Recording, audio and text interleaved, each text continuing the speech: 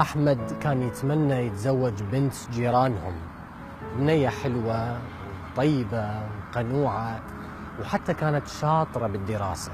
أحمد كان يتمنى يدخل كلية الهندسة ويتخرج مهندس معماري، وكان يتمنى لما يشتغل باختصاصه بالمستقبل لما تجي مشاريع خيرية يشتغلها مجانا. أحمد كان يتمنى يكون أسرة كلش صغيرة وينجبون بالبداية طفل واحد بس حتى يهتمون ويركزون على تربيته. أحمد كان عنده أمنية شوية غريبة، كان يتمنى يروح للحج وهو بعد شاب حتى يعيش بقية حياته وهو متصالح مع ضميره. شنو المستحيل بطلبات أحمد؟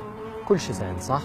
نسيت أقول لك أحمد ما كان عنده لا أب ولا أم ولا أقارب ولا حتى أصدقاء ولا زملاء عمل، يعني بين قوسين مقطوع من شجرة. ركز على دراسته وطلع معدل عالي ودخل كلية الهندسة وتخرج مهندس معماري. خطب بنت جيرانهم ووافقت عليه وتزوجوا وعاشوا حياة وكانوا متفاهمين جدا، وصار عندهم أمورة صغيرة تجنن وحلوة وعاشوا وياها أحلى أيام حياتهم. واشتغل باختصاصه وفعلا كان كل ما يجي مشروع خيري كان يشتغله مجانا. والأحلى من هذا كله اشترك بمسابقة جوائزها حج بيت الله الحرام وفاز وحقق أحلى أمنية كان يتمناها. أكو جملة بالقصة أنا كذبت بها عليكم اللي هي جملة أحمد مقطوع من شجرة.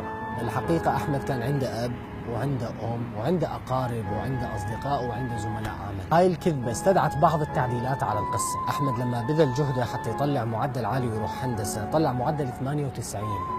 أبوه قال له هذا مخبى يطلع 98 ويروح هندسة؟ بالضبط هذا اللي قاله أبوه، وراح كلية طب. وأحمد لما راد أهله يخطبوا له بجيرانهم أمه قالت له هذا مخبى اللي ياخذ هاي المهزفة؟ يابا أخذ لك وحدة من مستواك. تزوج دكتورة وإجتهم بنية وقرر ما ينجب غيرها بهاي الفترة، ولكن أقاربه دمروه. يابا جيبوا لها أخوه. جابوا لها أخت. قد جيبوا لهن أخوه. جابوا لها أخت ثانية. جيبوا لهن أخوه. وإجت البنية الرابعة وصار تعدادهم 6 نفرات في فترة 6 سنوات فقط، أب وأم و4 بنات. كان يتمنى لو صاير مهندس حتى المشاريع الخيرية يشتغلها مجانا. الآن هو طبيب أطفال يعني الموضوع أسهل، فقرر الأطفال الأيتام يعالجهم مجانا، ولكن زوجته قالت له هذا مخبل الأطباء بسنتين يبنونهم عمارة وهو يطشر فلوسه هنا وهنا. ولما ما بقى عنده غير حلم أخير اللي هو الحج، فاز بمسابقة الحج، ولكن تصادف موسم الحج ويا إيفاد إلى فرنسا دورة لتطوير مهاراته. أصدقائه قالوا له هذا مخبل تترك هاي الفرصة الذهبية، عمي هاي فرنسا تقدر بغير وقت تروح للحج. أنا خلصت اللي عندي واعتقد الرسالة كلش واضحة. كلام الناس. تحياتي. اوقف وين رايح؟